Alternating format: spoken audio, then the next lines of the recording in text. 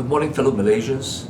This is Matthias Chang once again from Future Fast Forward. Today, my address is a very important address. In fact, in my own view, it's the most important address that I've ever given to all of you. Why? It's because so much nonsense of late, of course it hasn't happened before, but of late, they have caused so much distress, misunderstanding and fear among all of us, each and every community, on various issues concerning the monarchy, the various entitlements of the various communities under the Constitution and Islam. We are torn apart by the deliberate distortion, misrepresentation and lies about certain historical facts. So it's my duty and responsibility as a citizen to come before all of you to say that we must not fall prey to distortion, lies and misrepresentations by politicians. We owe it to ourselves to research the truth from authentic documents, historic documents, all right? And avoid listening blindly to the provocations, incitements by politicians for the ulterior, self-centered agenda. Now, why do I say that?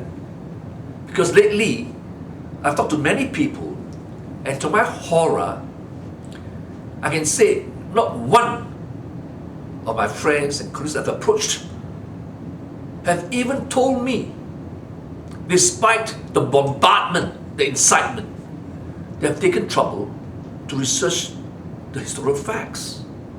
It may be that they don't have the time or the means to access those documents. So let me preface, before addressing to the meat and substance of my speech today, that I've taken the trouble and a lot of effort and time and money to study, first and foremost, the memorandum by the Secretary of State for the colonies to the Cabinet, new Cabinet, on 21st February 1956. And the three major annexure to the memorandum. Annexure A, Report of the Federation of Malaya, Constitutional Conference, London, that preceded independence. Annexure B, Report of the General Purpose Committee of the Conference. And Annexure C, Main Conclusions and Recommendations of the Conference. So the first important document that I read and studied was that conference held in London of various vested interests and stakeholders giving rise to the future independence of our country. Prior to that, I've also taken the trouble, very difficult, to study the Federation of Malaya Agreements, 1948, the main agreement and the individual agreements signed by the sultans of the 9 states and the 2 resettlements of Penang and Malacca. All right? And then I've also studied in great length the report of the Federation of Malaya Constitutional Commission, 1957, popularly known as the Reid Commission. It's undisputed and agreed by one and all that the 1948 Federation of Malaya Agreement was a precursor and the foundation or template for the Constitution of Malaya 1957.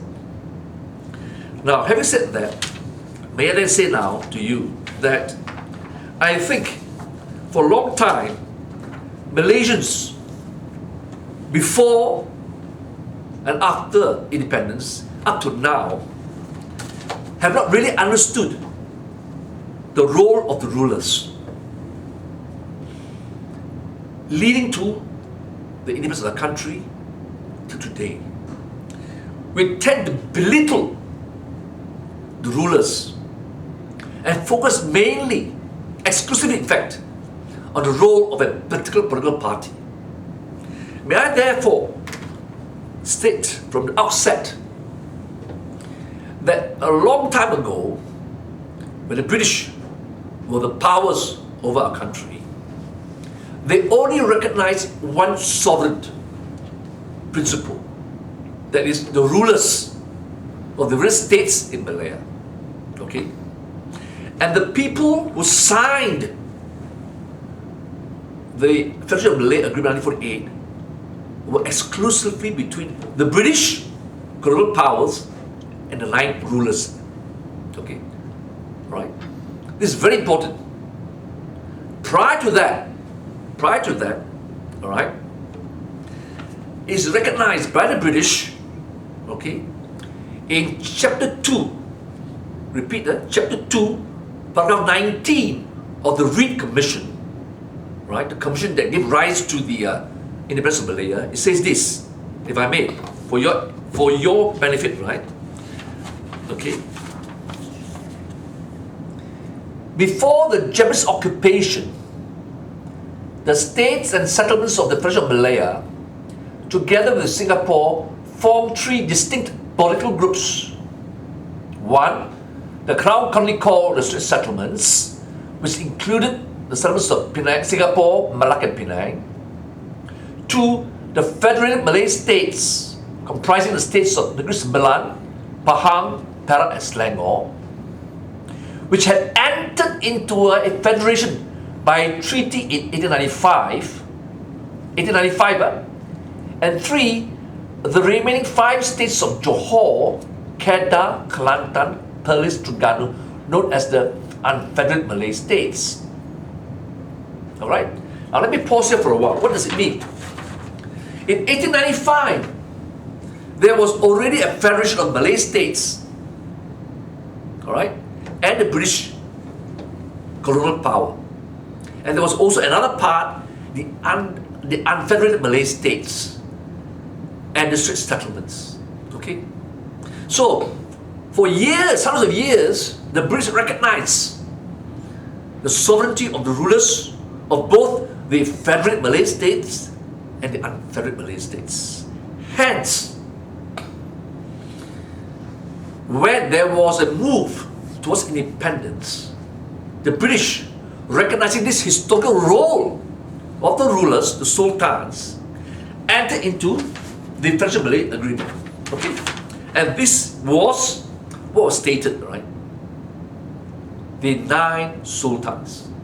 They played a critical role. Now let me fast forward, okay, to tell you that prior to the Reed Commission, there was, as I said earlier, a conference, okay? And the delegation of the conference in London that paved the way for independence was represented by the first group, representatives of their highness, the rulers. All the rulers chose their representatives as follows: Datuk Panglima Bukit Gatang, Haji Abdul Wahab bin Tok Buddha Abdul Aziz, Menteri Besar Perak, the Honorable Encik Abdul Aziz bin Haji Abdul Majid, the Minister of Selangor, and then you have Datuk Nik Ahmad Kamil bin Haji Muhammad, former Menteri Besar of Kelantan and member of the National Council for Local Government, Housing and Town Planning, the Honorable Datuk Muhammad Seth bin Muhammad Said, Deputy Menteri Besar of Johor, Encik Abdul Qadir, Secretary to the delegation. These were the people that represent the rulers. And from the Alliance Party were the following: Tunku Abdul Rahman, Chief Minister and Minister of Home Affairs, the Honorable Colonel H.S. Lee, Minister of Transport, the Honorable Dr. Ismail bin Datuk Abdul Rahman, Minister of Natural Resources, the Honorable Datuk Abdul Razak bin Datuk Hussein, Minister of Education, and Mr. T.H. Tan, Secretary to the delegation, and then a representative of the United Kingdom. There you have it. So there were three components, right, that led to the discussion, conferences, and agreements to the founding of Malaya. The rulers were the principal organ or entity, followed by the Alliance Party. Okay? So therefore, we cannot, and should not belittle the rulers, and the role they played in the founding of our country. All right? So now, let me now just pause here for a while.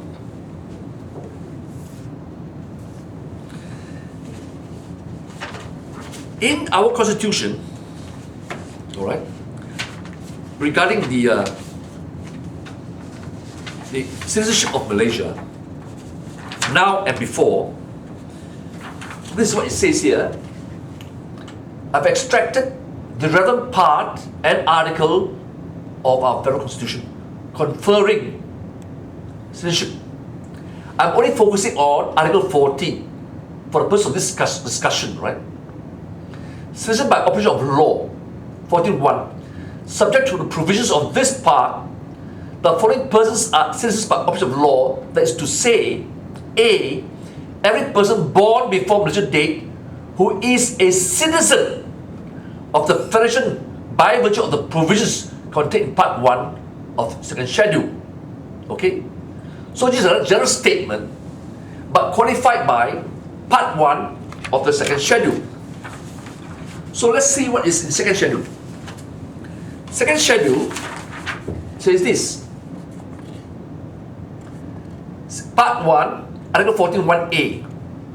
Subject to the provisions of Part 3 of this Constitution, not relevant here, and any done thereunder before Malaysian Day, the following persons born before Malaysian Day are citizens by operation of law, that is to say, A, every person who immediately before Merdeka Day was a citizen of the Federation by virtue of any of the provisions of the Federation of Malay Agreement 1948, whether by operation of law or otherwise, and B, every person born within the Federation on or before Merdeka Day and before October 1962.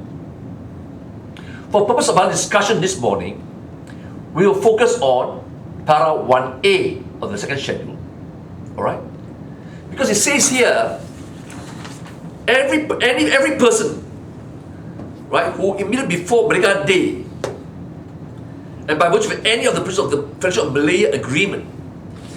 In 1948, when the Malay Agreement was signed, alright, provisions made as to who will be entitled to citizenship.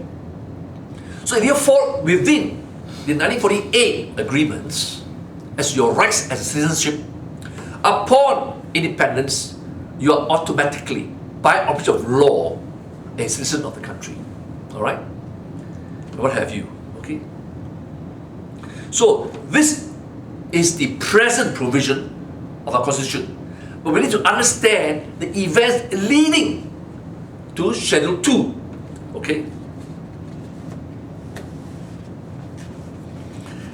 Now, it's important to realize that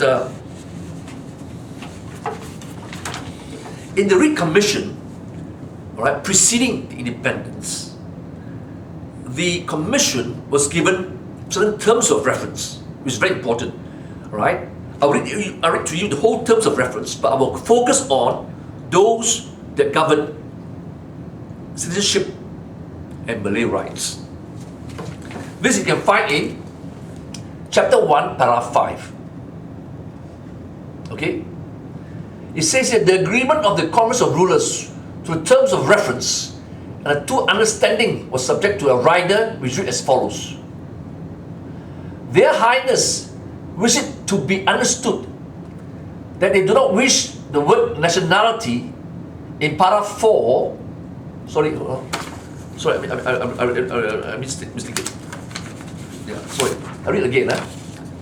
Chapter 1, Para 3. Got it? Yeah. The members of the Commission were appointed in the name of Her Majesty the Queen and their Highnesses of the rulers, with term of reference as follows. Can I just pause here for a while? The members of the commission were appointed by the King of England, then King of England, as well as the rulers, the sultans, to examine the present constitutional arrangements throughout the Federation of Malaya, taking into account the positions and dignities of Her Majesty the Queen and Their Highnesses the rulers. Okay. Now that goes on, right? Most important, right, is number 2, safeguarding of the position and prestige of the Highnesses as constitutional rulers. 4, a common nationality for the whole of the Federation. And 5, the safeguarding of the special position of Malaya and the legitimate interests of other communities. Alright? 4 and 5, sorry, 2, 4 and 5 is what we want to focus on. Alright? 2, on the importance of the rulers and their position within our federation, the common nationality of the people of Malaya, and the special positions, alright, of the Malays.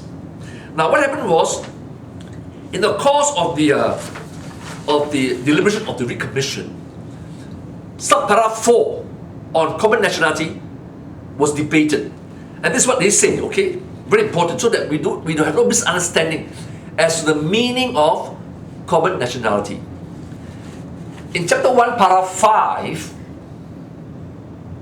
okay, the Reed Commission states, the agreement of the Conference of Rulers to the terms of reference and the 2 understandings was subject to a rider which is as follows. Their Highnesses wish it to be understood that they do not wish the word nationality in paragraph 4, which I referred to earlier, to be interpreted by the Commission in a strict legal sense, but to be used widely enough to include both nationality and citizenship, which is expressed in the Federation of Malaya Agreement 1948, but naturally without any restriction on the expansion of citizenship so as to produce what in effect would be a common nationality. Remember down below 4, which I read to you earlier, a common nationality for the whole of the Federation. Right? So, you will notice, right, that para 4 on the common nationality, the ruler says to the Commission, please, we do not want a restrictive interpretation of the word. However, it should be enlarged, right, to ensure that all the relevant people entitled to be citizenship will be given citizenship. Okay. Now this is very important. Okay.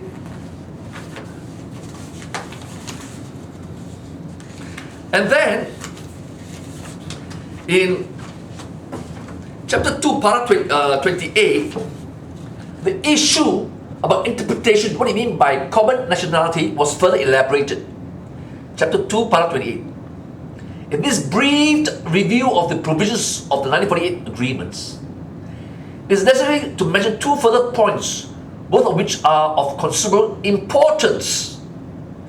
In the preamble to the Federation Agreement, it was stated as a matter of policy that there should be a common form of citizenship in the said federation to be extended to all those who regard the said federation or any part of it as their real home and the object of their loyalty. So therefore, following the earlier explanation by the rulers, Para 28, chapter 2 says that citizenship to the said federation to be extended to all those who regard the said federation or any part of it as their real home and the object of their loyalty.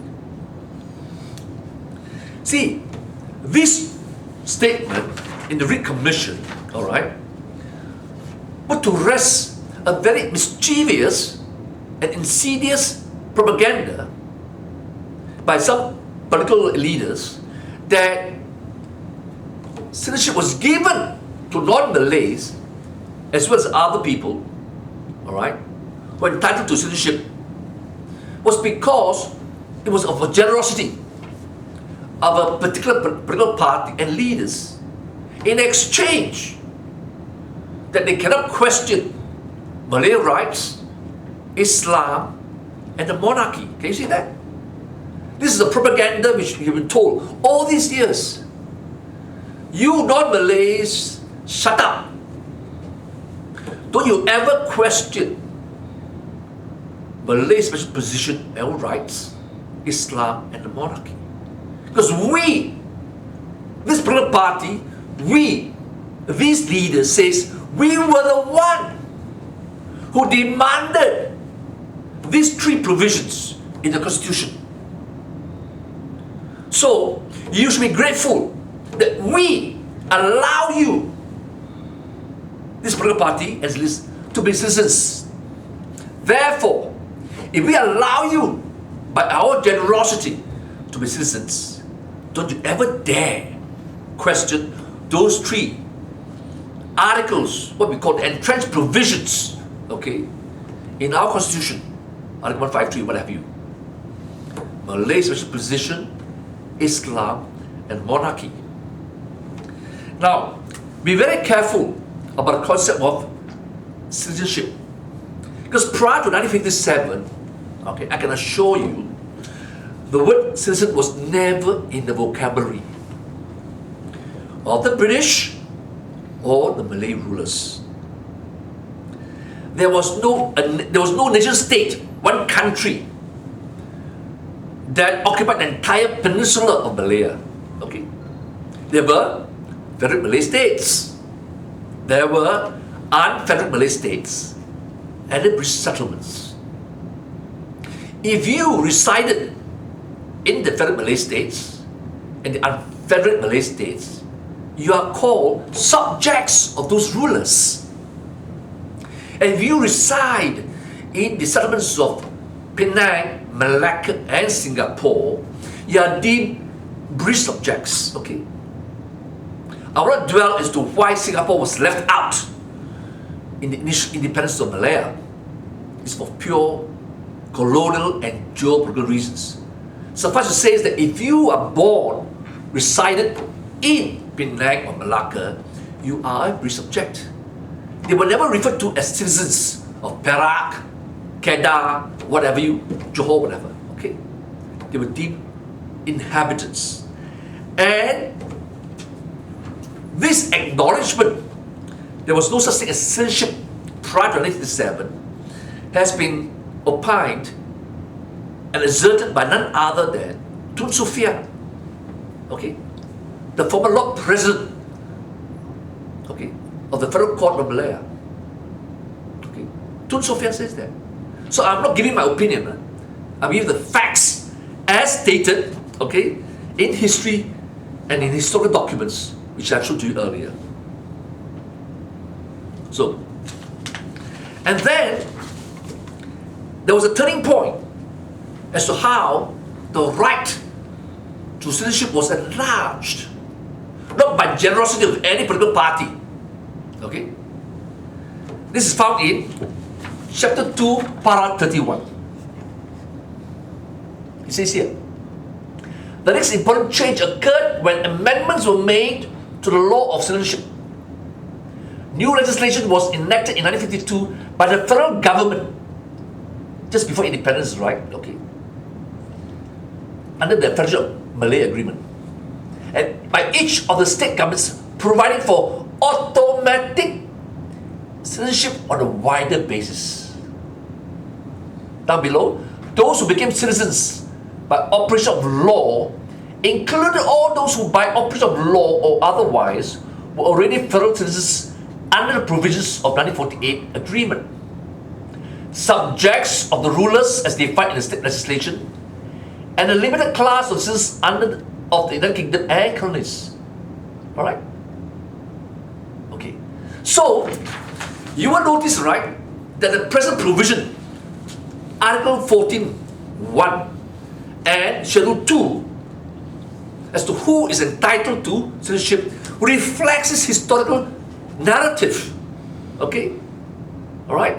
It was not plucked out of the sky or by generosity of any party or political leaders who never cease to mouth the very divisive propaganda that they are the one that gave the right, whether it be inhabitants, alright, subjects of Malay states or otherwise. No party, political or otherwise, had that right. It was already enshrined in 1948, the Federal Malay Agreement. But most important thing, right, is this. Okay? I'll read to you. In chapter 9,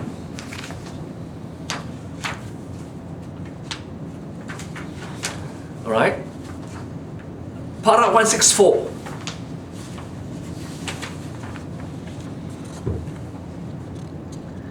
This is shut up those extremists, those champions. When we came to determine what is the special position of the Malays, we found that as a result of the original treaties with the Malay states, reaffirmed from time to time, the special positions of the Malays has always been recognized.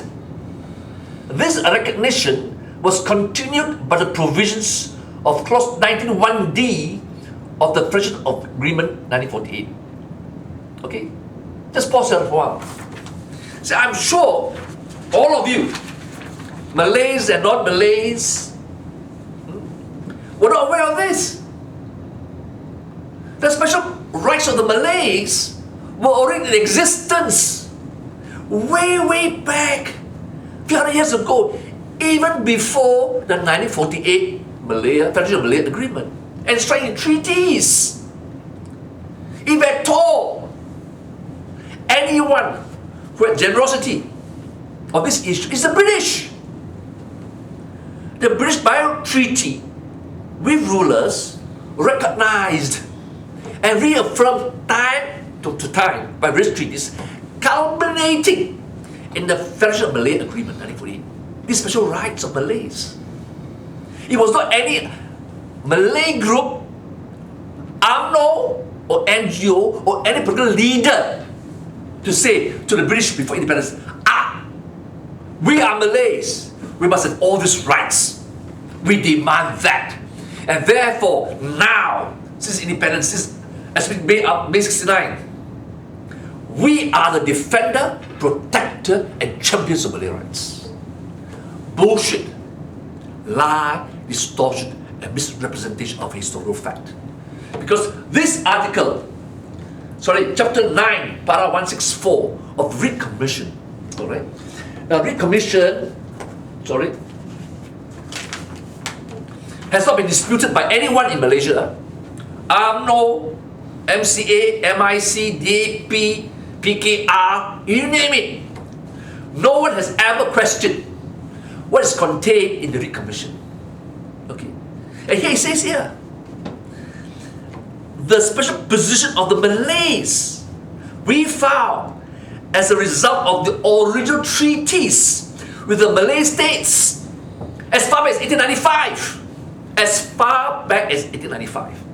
Right? When the first Federation of Malay states were formed, those 5. Reaffirmed from time to time, the special position of the Malays has always been recognized.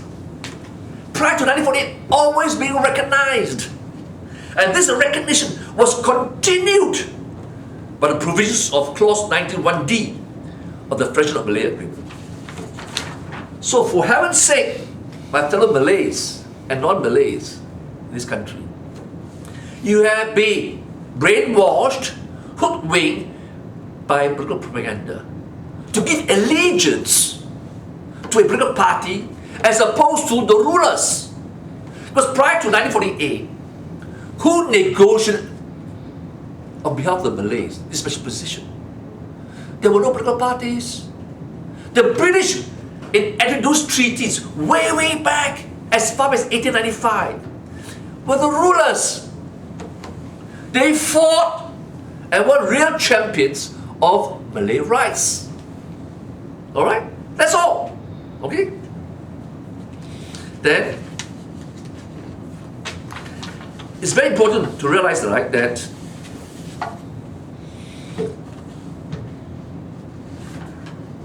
the Reed Commission, even though recognizing those entrenched rights protected by treaties way before, as far back as 1895, in para 163, chapters 9, said this, okay, if I may. Our term of reference require that provision should be made in the Constitution for the safeguarding of the special position of the Malays and the legitimate interests of other communities. In addition, we are asked to provide for a common nationality for the whole of the Federation. It was inherent that all the citizens of Malaya, irrespective of race, creed, or culture, should enjoy certain fundamental rights, including equality before the law. The difficulty of giving one community a permanent advantage over the others was realized by the Alliance Party. And Tun Abdul Rahman, the Chief Minister, stated this: in an independent Malaya, all nationals should be accorded equal rights, privileges, and opportunities, and there must not be discrimination on grounds of race and creed.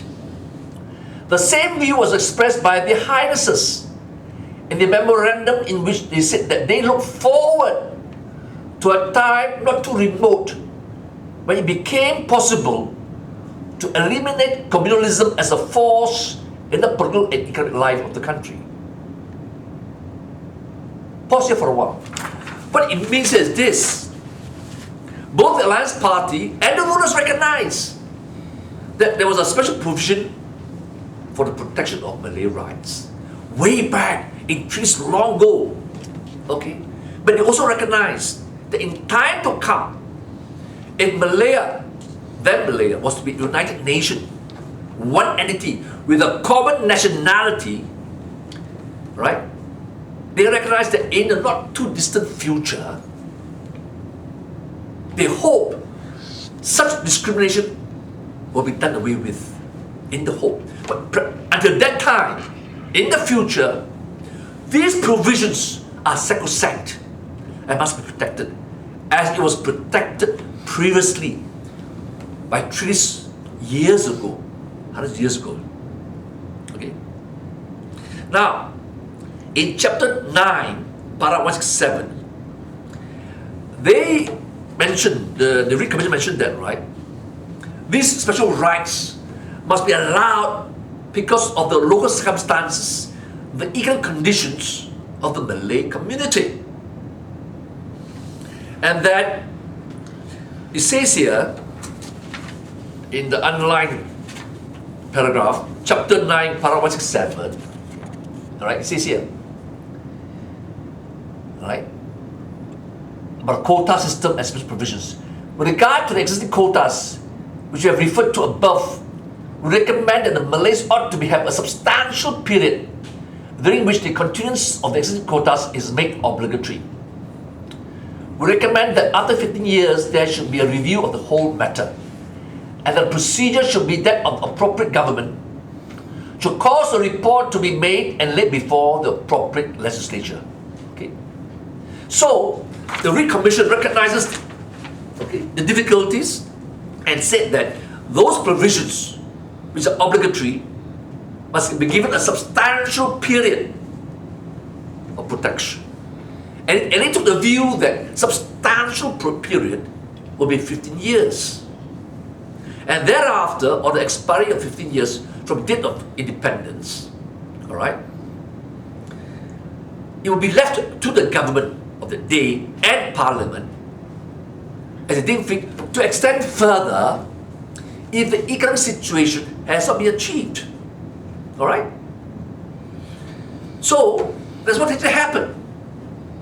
So there's no need for anyone to be fearful, especially the Malays, that those rights enshrined, entrenched in the constitution can be taken by anyone, or for that matter, to be championed by any sectarian leaders. Because logic will follow if all of us, without exception in this country, accept the constitution as the supreme law of the country. We all agree we must abide by the supreme law of the country, the constitution. Then we cannot question. Alright? There's no need to amend the constitution for any reasons. For example, to rectify an international treaty. It's sacrosanct. Alright? Now, likewise, okay, we have also the argument that certain people or certain party have the monopoly to protect the institution of monarchy and Islam. Alright? Like I said earlier, why should that be? If the constitution is a supreme law, they give protection to the monarchy as constitutional rulers in the federation, as well as in each state, the Sultan. Islam being the official religion of then Malaya and now Malaysia, and those special provisions being entrenched provisions. Surely, it's for the entire country and the entire rakyat as a matter of duty and loyalty to protect and defend the monarch. But the way this happened recently, which is a continuation of the hypocrisy, the incitement, the racial divide, that they are the one that will be only relied upon, it can be relied upon, to defend the monarch, Islam and Malays. Entrenched from time immemorial. Okay? Now, of course, there's also another issue which the champions of the Malay says, right? We protected rulers from the British. But they forget, you see, the concept of constitutional monarch means the monarch are not absolute monarch. They have a role to play in the overall scheme of things, but they have residual authority and powers. And before 1948, the British recognized, when they formed the Federal Malay States way back in 1895, that Malay rulers will have residual authority on Islam and Malay rights. All other things, they have to listen to and accept the advice of the British advisor, the resident. In treaties long gone by, before First World War. And that system and principle of constitutional monarch was then reflected again in the 1948 Federation of Malay Agreement, where the powers of the rulers, of the 9 rulers, were in fact curtailed by virtue of the concept of constitutional monarchy with residual powers. So what did UMNO, or for that matter any Malay leader, religious or otherwise, say that they protected the Malay rulers' authority and power? None. What they had in 1895 and continued, reaffirmed time after time up to 1948 and into 1957 were the same powers. They only had residual powers in 2 main areas essentially: religion and the Malay rights. See, these rights, this residual power of the rulers didn't come from a fictional imagination or from the air. May my Malay friends and colleagues, as well as non-Malays, fanatics, militants, remember British colonial power had their constitutional monarchy 100 years ago when Cromwell established Parliament. And thereafter, right, when King was re-established in UK, Parliament deemed fit that the returning King will only be a constitutional monarch, not an absolute monarch, as in the case of Charles I. So the history and the principles and the practice by the British of constitutional monarchy has been very well thoroughly examined, practiced a few hundred years already. So when they came to Malaya, and met with all these rulers, they realized to govern this country properly, having experienced the horrors of absolute rule of a monarch, they recommended and succeeded in imposing that what we have should be that of constitutional monarchy. And that was accepted, right, without qualifications by the Alliance Party, UMNO, MCA, MIC. Okay. There was a lot of propaganda about Malay Union, right? There was UMNO who rebelled to defend the rights of the rulers. Not true, but historical facts. The rights of the rulers were already enshrined in all treaties. Alright?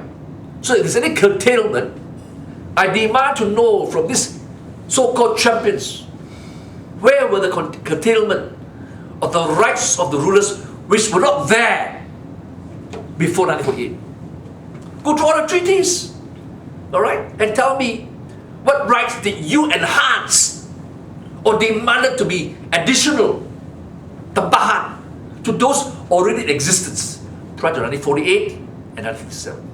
None whatsoever. So, with the greatest humility, I would say to the rulers of Malaysia, you fall into a political trap if you allow any political party or individual to claim they will be your champion. They will be the only one that will defend you, protect you. Alright? There's absolutely arrogance, because everyone in this country are your subjects, are the citizens of this country, and by the power of the Constitution, the supreme law, each and every one of us must protect and support the office of the constitutional monarchy. Okay?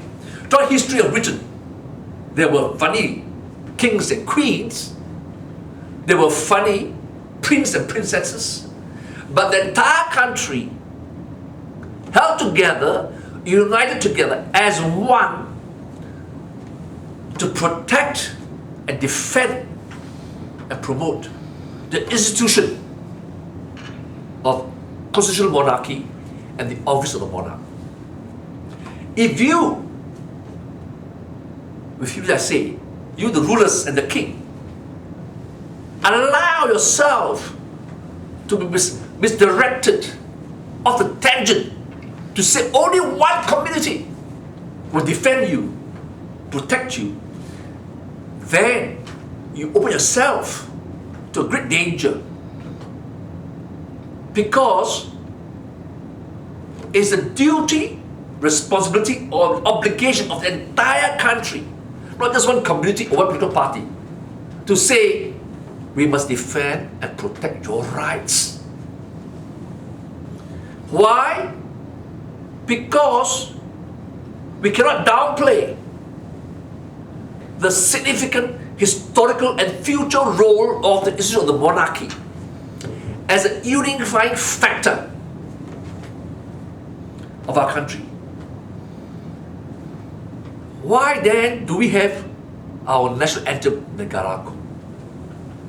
In the Negaraku, did we pledge loyalty to any political party? None. But there are words in the national anthem which says that, right? The people, the rakyat, must come together and honor, defend the institution of the monarch, the throne. They're together. Both sides of the same coin of national, right, coherence, unity, all right, and survival. The monarch and the people. It's never the political party and the people. Party change, but the institution cannot change. not worry at all under the cloud and misrepresentation that only one community, one party, or one individual can ensure your survival as an institution. That they are a bulwark to preserve the monarchy and prevent this country turning into a republic. It cannot happen, I'm telling you. Look at England. Learn from England. They may disagree with the monarch, past and present, or their children, but as a country, they rally together time after time so that the Republicans' dream and fantasy would not survive, would not take root. But if you, the rulers, fall prey to the propaganda that only one individual or one party can ensure your survival, what happens is this: the rest of the country is marginalized, dissatisfied, and will lose respect for the institution, because the institution does not reflect the entire country, but a particular community or a particular party or an individual who is very powerful. That is a danger. So I appeal to all my countrymen and my fellow citizens. For too long, you have been misled by lies, misrepresentation. And sad to say, our educational system has gone off bonkers. Right? They have never taught these basic principles which I have exposed to you. To the non-Malays, may I say you owe no gratitude to any political party or community as to how and why you became citizens. You became citizens because you showed loyalty to king and country first and foremost. And the main criteria, all right, to be a citizen is birth. If you are born on or before Merdeka Day. And then subsequently, you can also become citizens by naturalization as well as registration. That's another issue. But most countries, the principle is, if you are born into that country, you are citizens of the country. Other people coming in as immigrants, okay, may be citizens by way of naturalization and what have you. There's a procedure for that. But for those non-Malays, you have been, maligned as an immigrant. Most of us were immigrants to Malaya, whether from Indonesia, India, okay, Pakistan, China, what have you. But if your forefathers came as immigrants, but their descendants were born in the Federation before Merdeka Day, you are entitled to be citizens on or before Merdeka Day. And therefore, to conclude, may I just read to you chapter 3, para 37.1, okay, of the Reid report. It says here, it's a recommendation. We recommend that all who have rights of citizenship before Merdeka Day should continue to have such rights. Those who have already established their rights of citizenship should continue to be citizens after Merdeka Day, and they were not required to make any further claim. Those who are now citizens by operation of law, but who have not yet established their rights, and those who are now entitled under clause 126 of the Friendship Agreement to be registered as citizens as of right, should continue to be entitled to claim the right of citizenship or to claim to be registered after Merdeka Day. And this recommendation is reflected in Schedule 2, Part 2 and 3 of our Constitution. So, where is the quid pro quo? Hey, we give you this, therefore you must do this, don't do this, don't do that, alright? See, this was the fear, the lurking fear in the Malay community.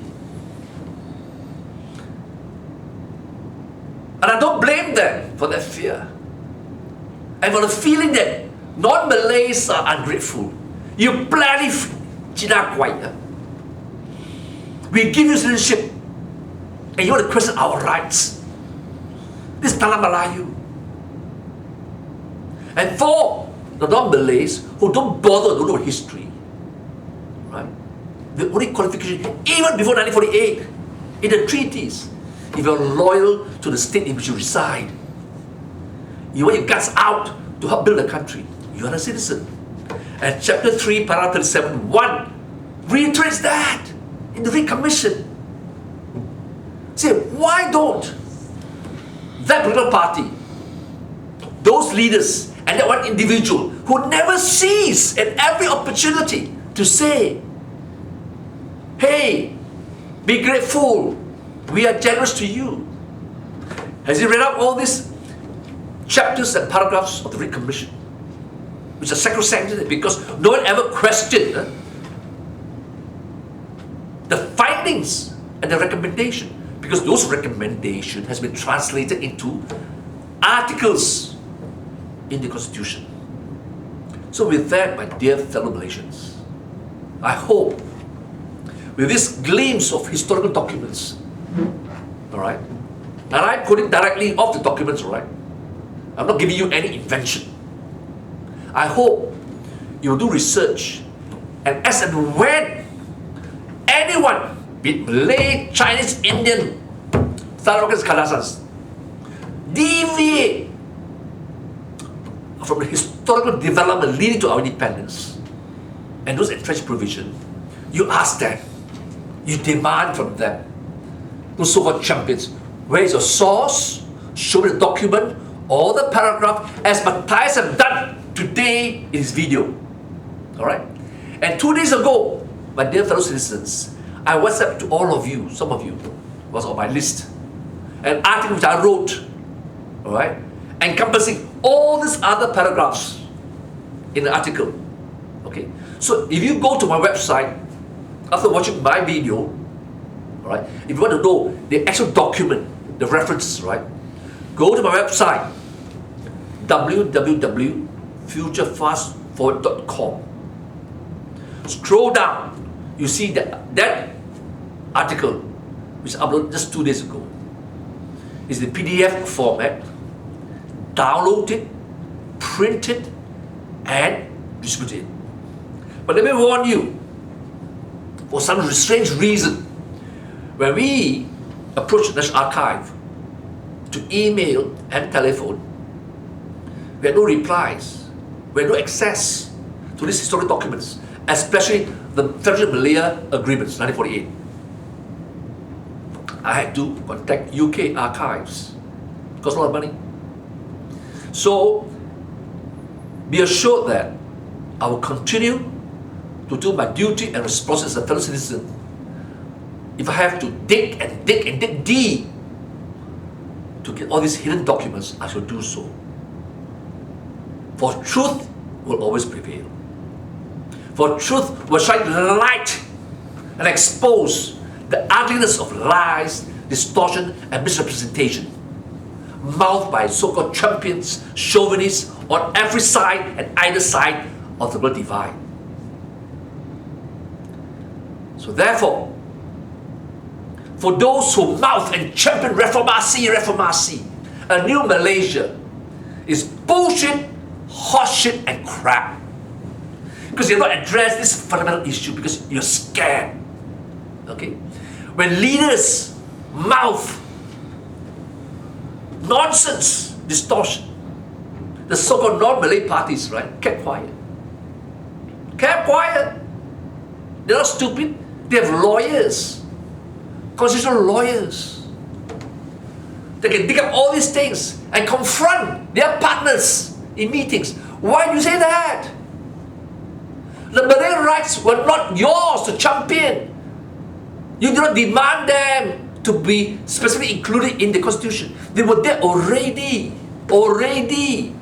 in previous years gone by, since 1895 or earlier. Did you tell that?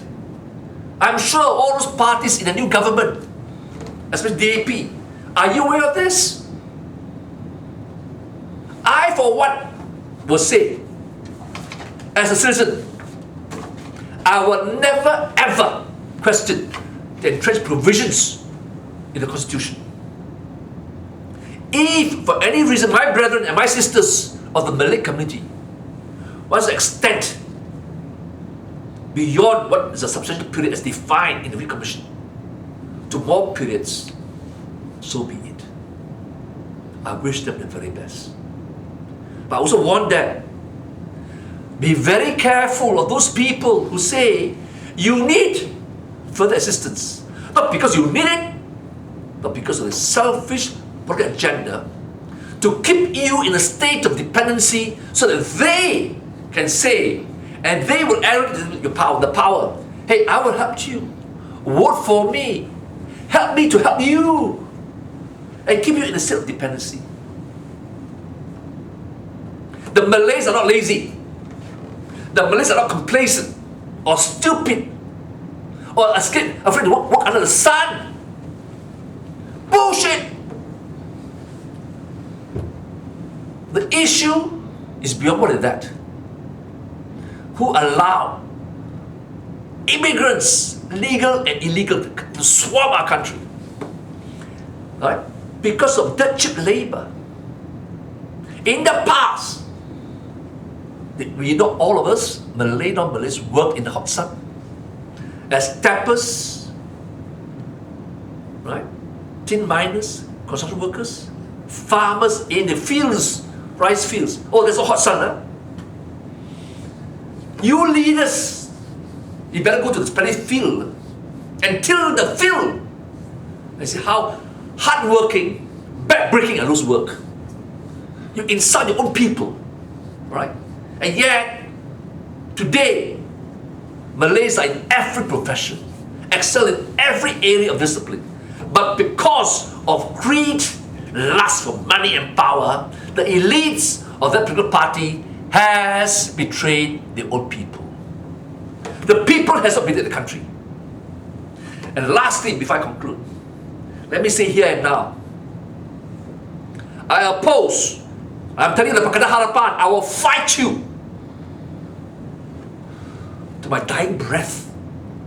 If any one of you dare tell the country we must destroy the alliance of UMNO, MC and MIC.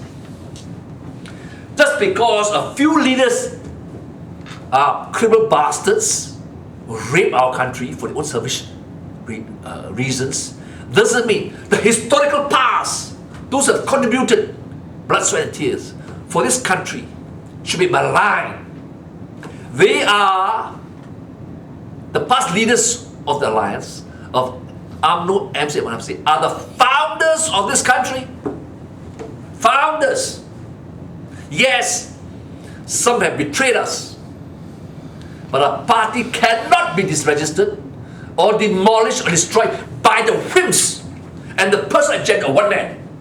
No way. And I urge all my citizens, please, you can't change history by saying, I destroyed UMNO. MC must be destroyed. You can't change history. You can't change history. UMNO, MC, MIC, whether we like it or not. There may be other people who fought against the British, but history has shown that at the end of the day, the British gave independence to the rulers and the representatives of political parties of alliance. That's the historical fact.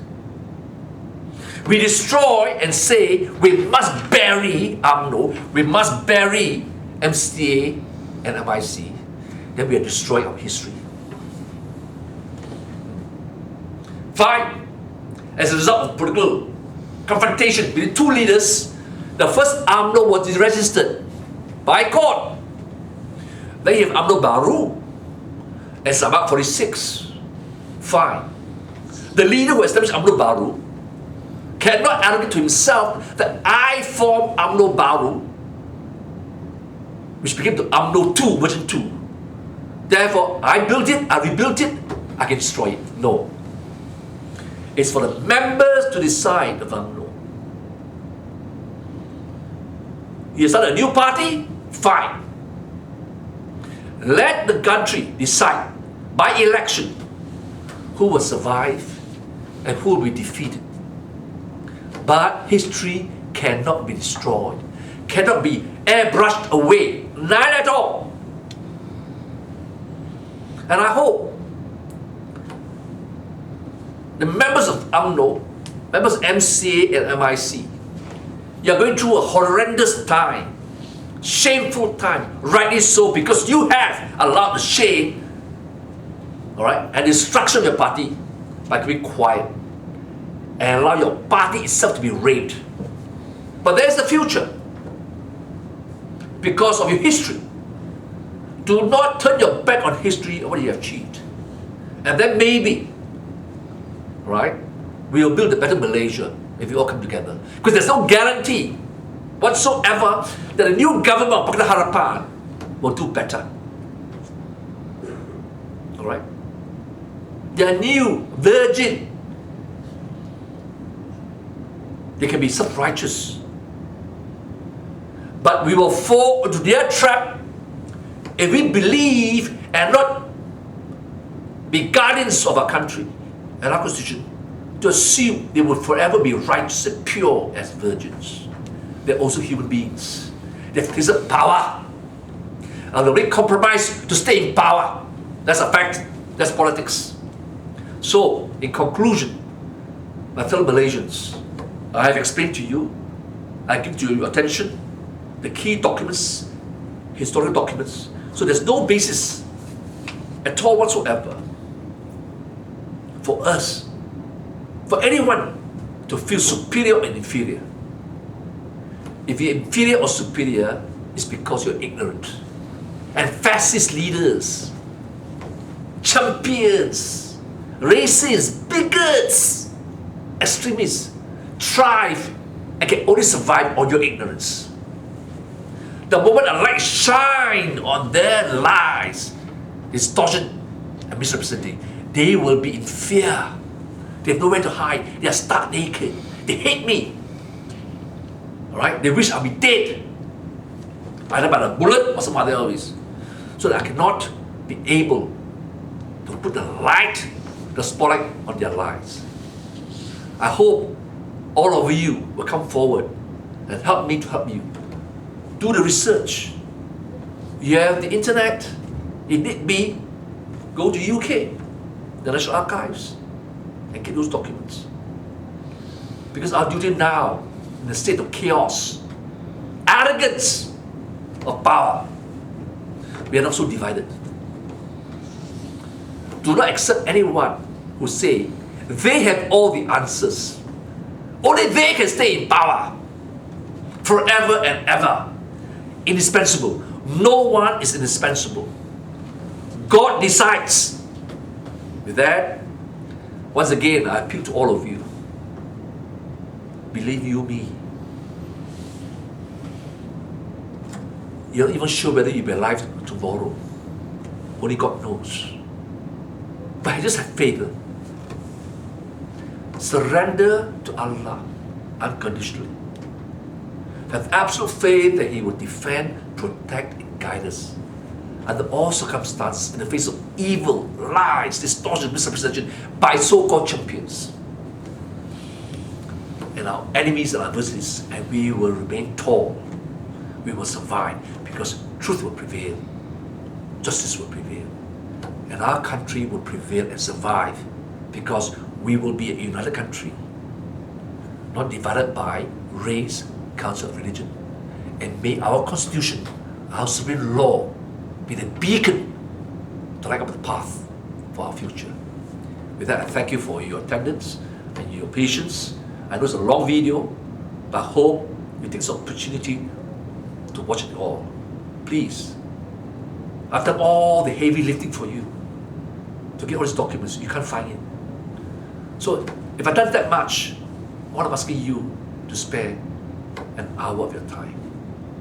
Take time to watch it and pass it to all your friends. With that, I thank you and bless you all.